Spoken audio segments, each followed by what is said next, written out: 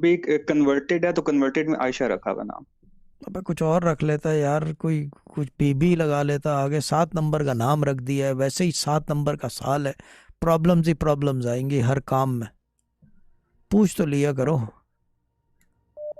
ये सब उसने खुद ही रखा था, वो उसको वो अच्छा खुद लगा था तो अच्छे से मतलब अच्छा तो क्या कहते हैं उसे, कटरीना कैफ भी है, उससे अच्छा नाम तो नहीं था ना।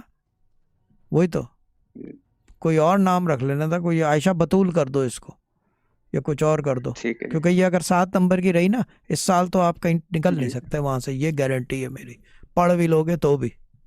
ठीक है ना। क्योंकि ठीक है। साल उसका है ना, और नाम भी अभी चेंज किया है अक्लमंद ने, कि सब चीज़ें एक साथ हो। नहीं नाम शायद ही काफी पुराना चेंज हुआ हुआ है। फिर भी यानी कि काम नहीं होगा इससे।